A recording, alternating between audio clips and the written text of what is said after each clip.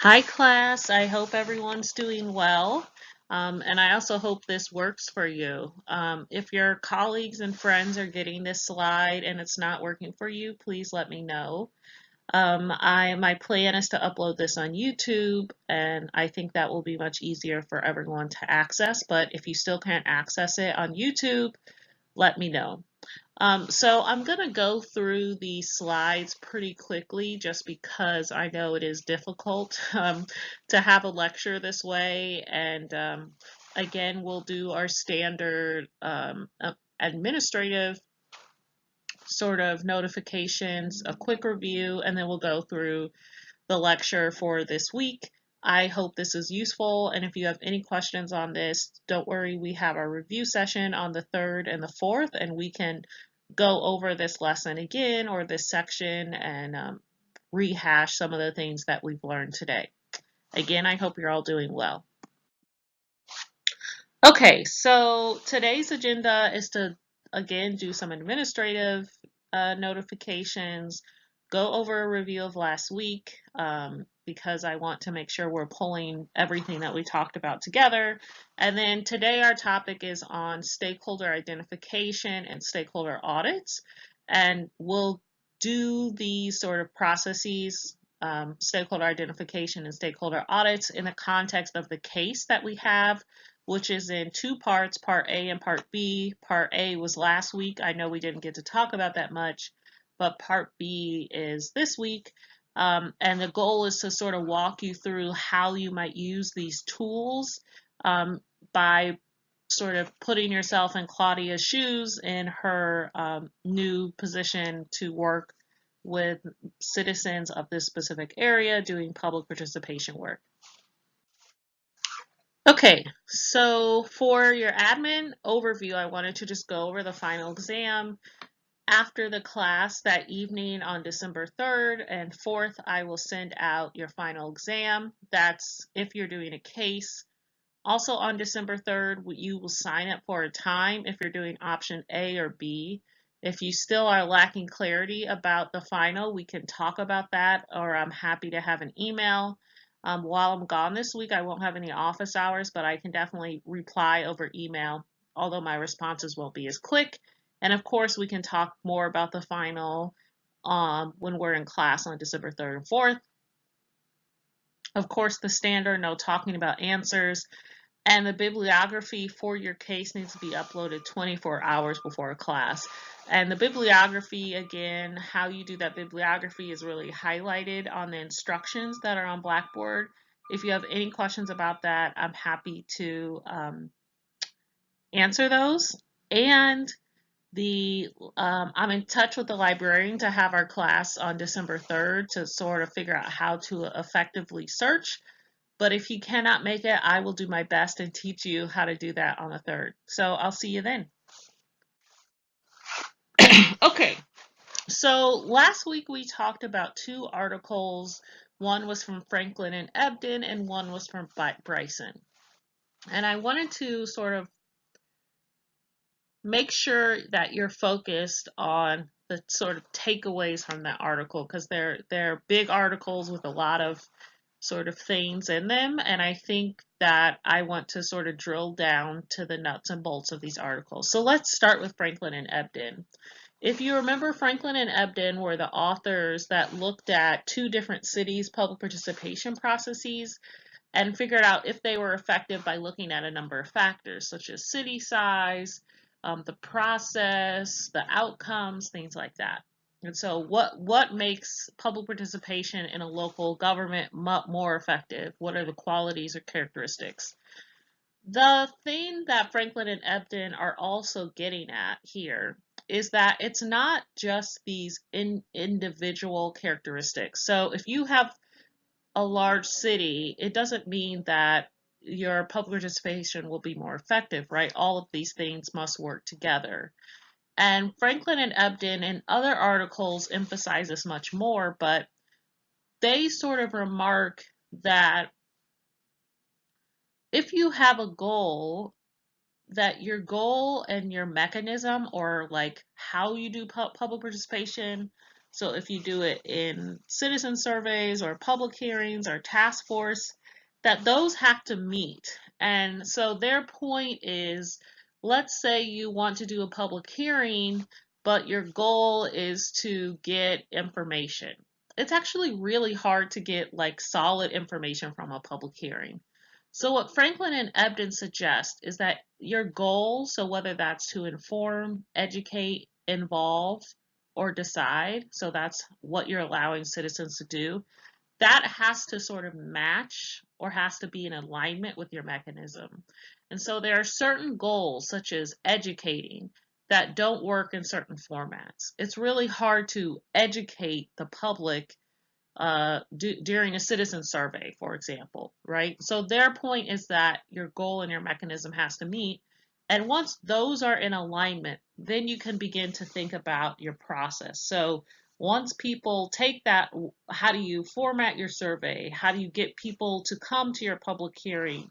How often do you have that? What kind of materials do you provide? All of that is part of the process. But the first step, I think Franklin and Ebden would say, is getting your goal and your mechanism to meet.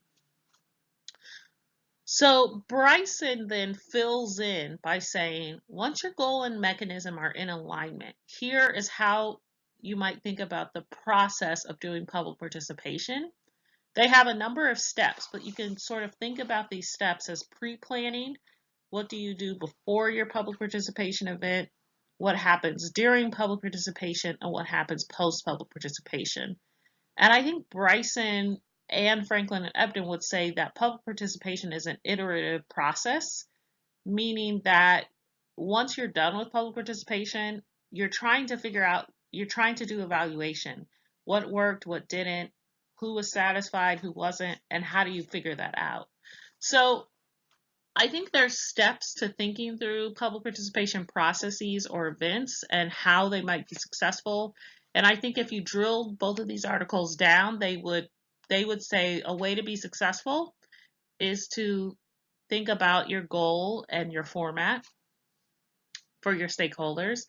And then the second way to be successful is to think about each stage of your planning process. And I think that's how they would drill that down. So I wanted to review that to go back to that so that would be clarified a little bit. Okay, so let's switch to our next slide. So today we are talking about two topics. One is a stakeholder audit and stakeholder identification. And there's two articles, one by Bryson again on stakeholder identification and one by Thomas on stakeholder audit. And I have two questions here that I urge you to think about. And the question is, how would each of your articles define what a stakeholder is? And one of your articles talks about stakeholder audit and the other talks about stakeholder identification. So what are they and are they the same? So the answer to these questions are, it depends. The first question at least. I think a stakeholder audit thinks about stakeholders as people who have some influence or who are affected by the decisions that your agency makes. The article from stakeholder identification thinks about stakeholders in all kinds of different ways, and we'll see that when we get to these. Both the stakeholder audit and the stakeholder identification are tools, meaning that they are process tools, so you have to learn how to do them. And I'm just going to share a little bit of that today because it's hard to do this in a PowerPoint, but I think this will make sense. The answer to the second question is that stakeholder audits and stakeholder identifications are very different.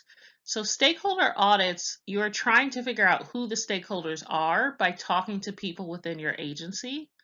And stakeholder identification, you're doing the same thing, but there's different processes depending on where you are in the process, and sort of what information you know and what you don't. So we're going to be thinking about these tools in the context of Claudia's case, and this is with that neighborhood in Seattle. And to summarize very quickly the facts of that case, it's that Claudia has a new job. She's new to this government. She's assigned to a specific city where there are lots of different stakeholders, okay, people who are both affected by the decisions that the city is making and can influence whether or not those decisions actually happen. And all of those stakeholders have different interests. So there's the business holders, there's a Latino organizations, there's nonprofits and civic organizations, right? There's all kinds of different people that live in this community, and they all have different interests. And so these tools would give Claudia at least a vantage point to understand like who she might spend more time with or get to know before a public participation event. So if you remember at this point, Claudia's had a few public participation events in case A and they haven't gone well.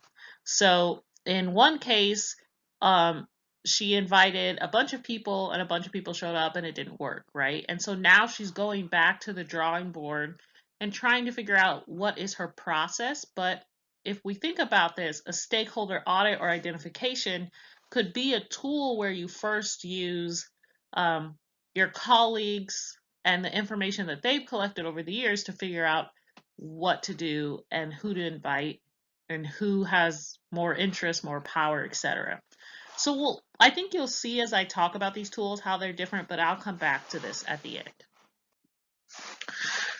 Okay, so this is the exact definition for why you might want to do a stakeholder audit, and this is from the Thomas article. Again, a stakeholder audit is a tool, and essentially a stakeholder audit is trying to figure out sort of what are stakeholders' perceptions of the agency? What relationships do stakeholders have with the agency?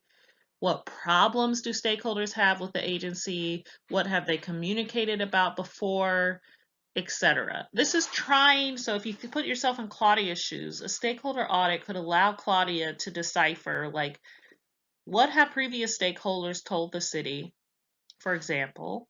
So there's been a lot of stakeholders who have told the cities that there's a crime issue and safety issues, public safety issues. Claudia could also figure out, sorry, this is the why. Why would Claudia do this? Claudia might do this because she might be able to determine if some stakeholders have established relationships with the city while others don't.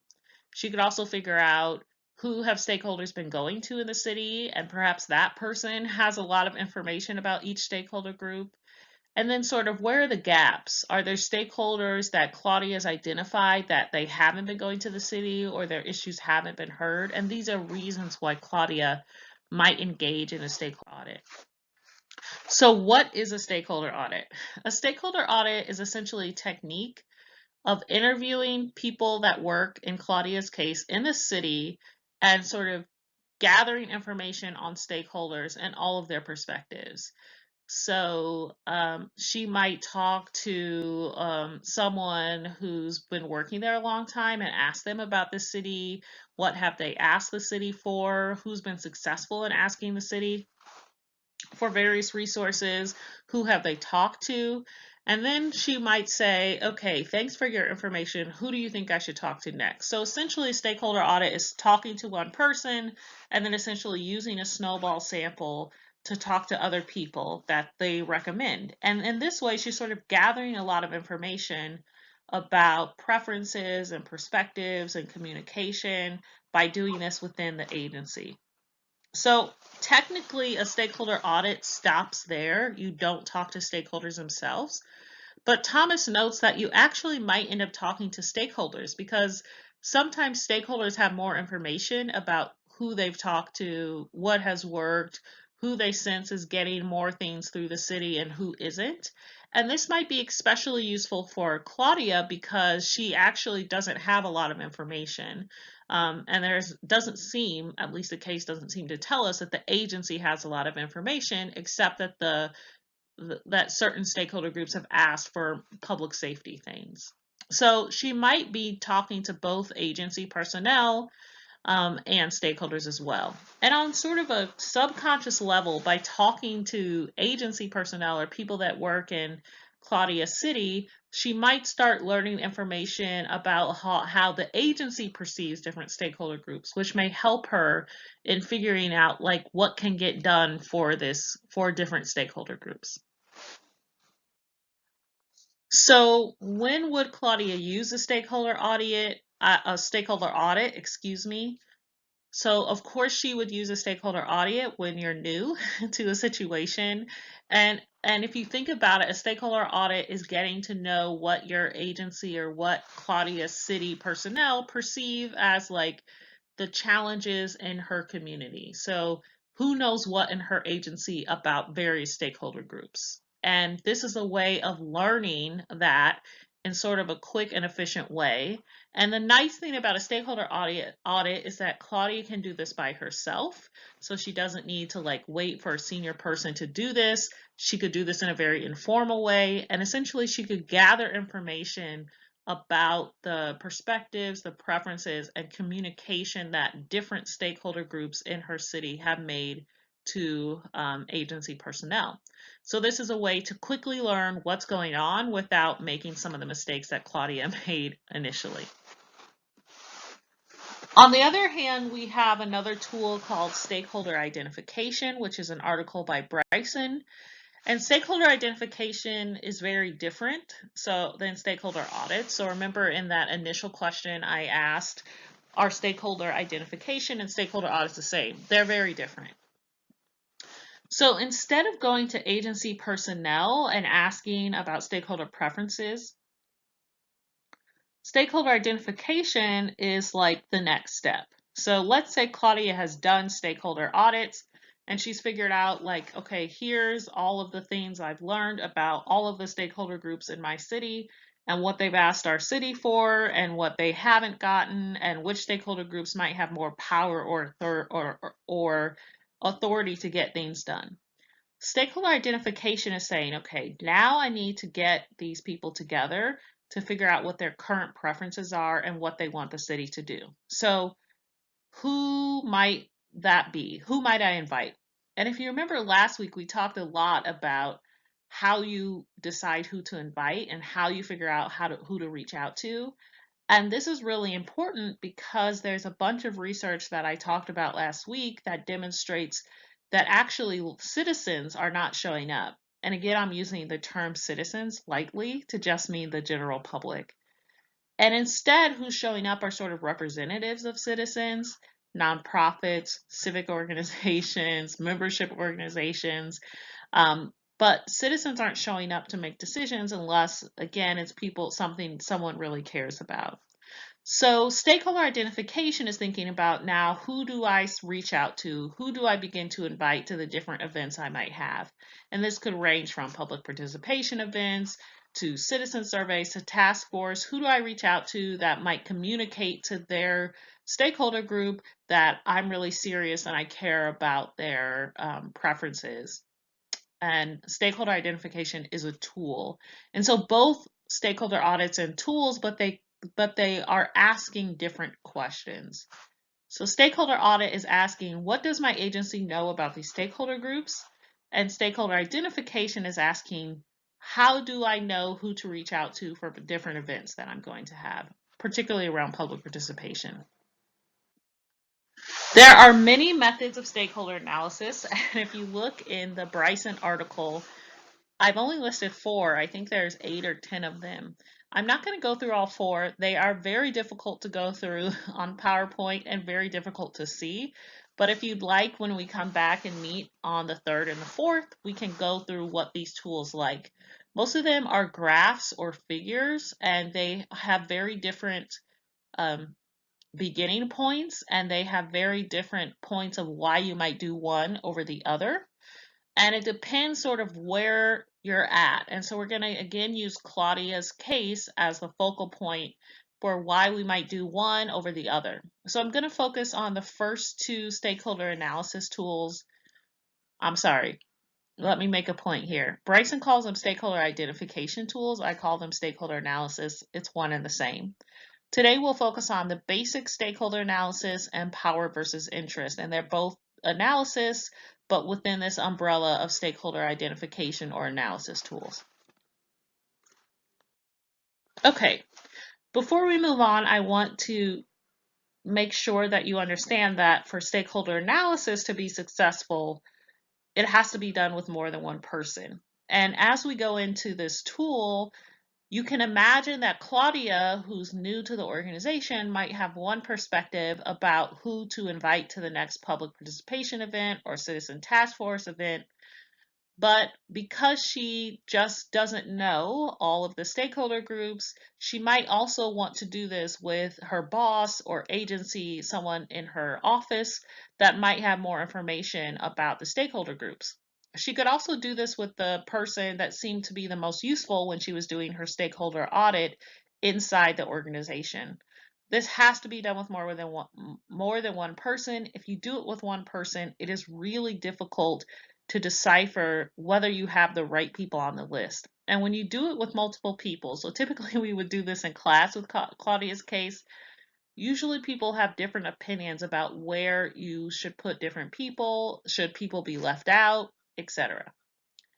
The other thing is that this is an iterative process, so you might think about doing this first and taking this around. Claudia might think about doing a stakeholder analysis tool first.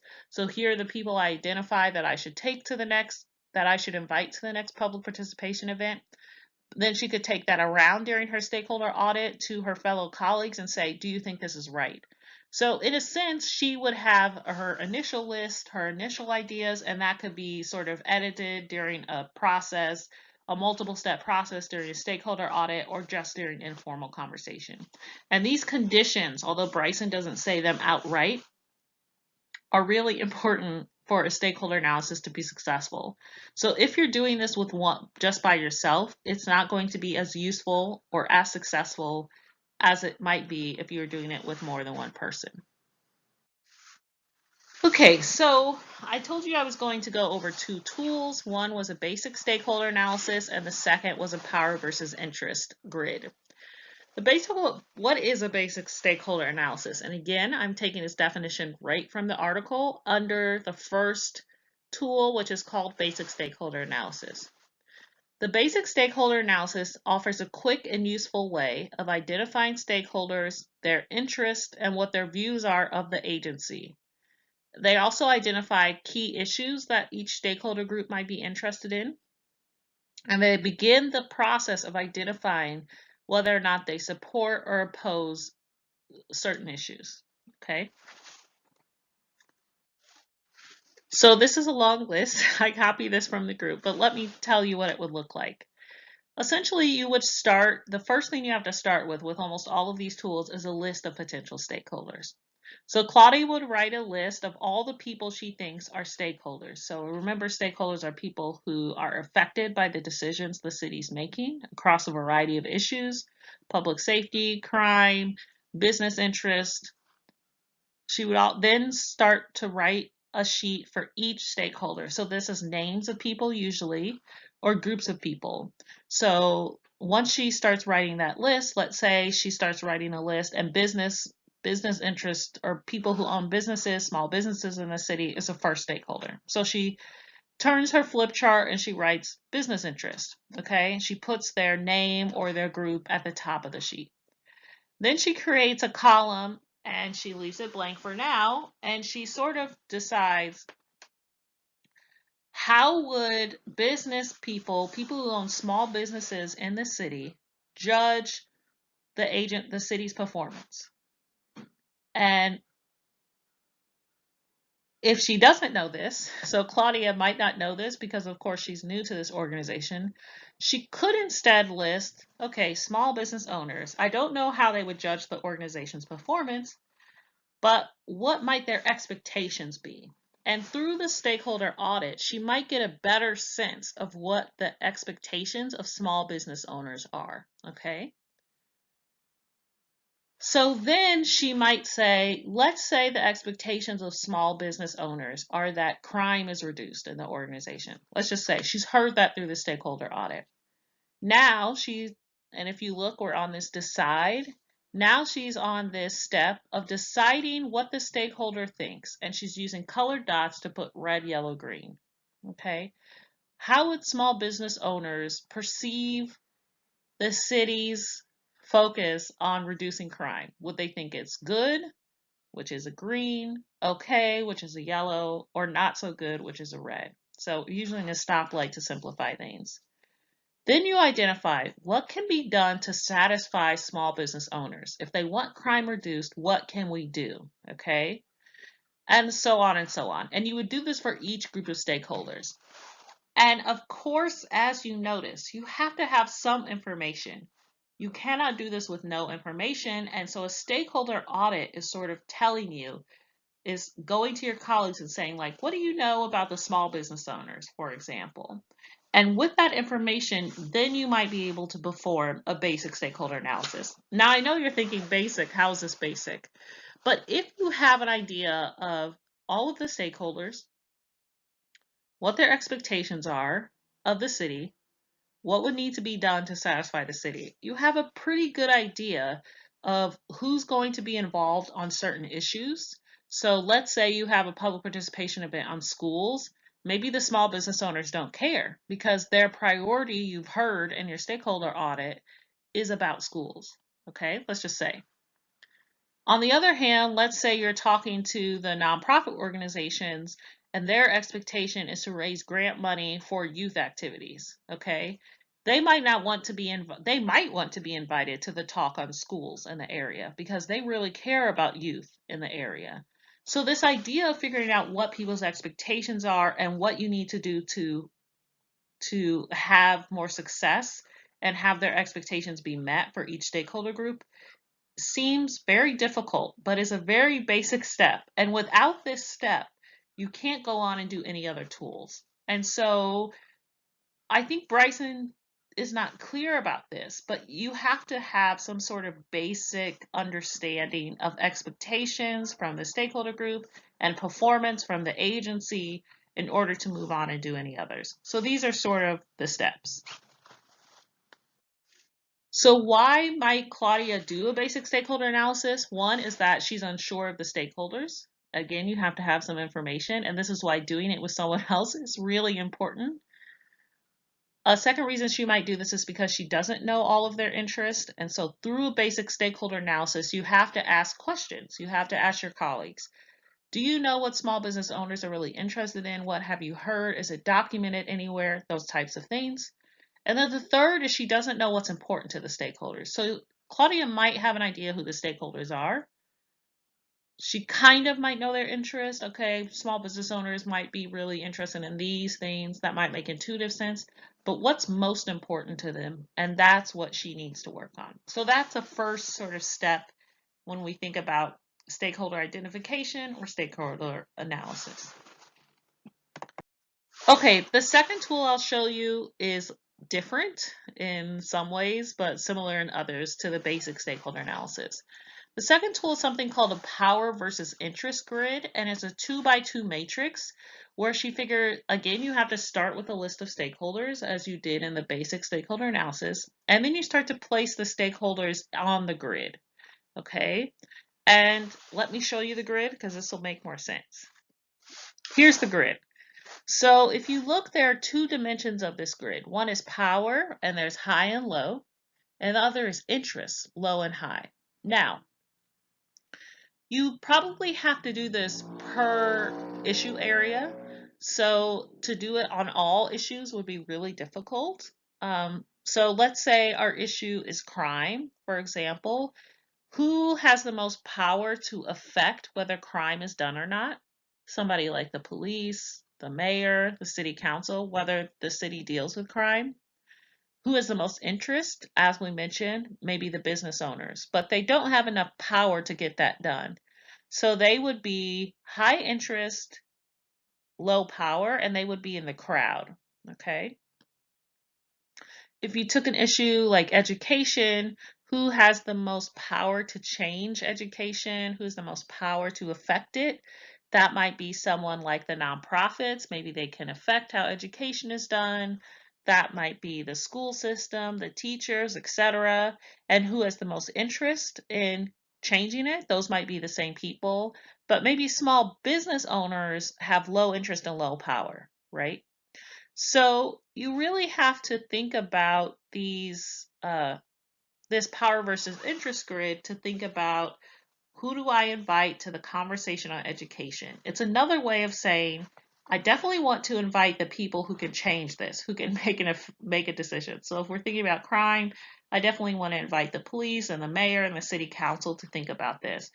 I also want to invite the people who don't have power but really care about this. And I think the power versus interest grid is really interesting because a lot of the times you don't stakeholders don't think about who can change this. Okay, so there might be, excuse me, let me repeat that. I like the power versus interest grid because as employees and colleagues, we often don't think about inviting people who can change something.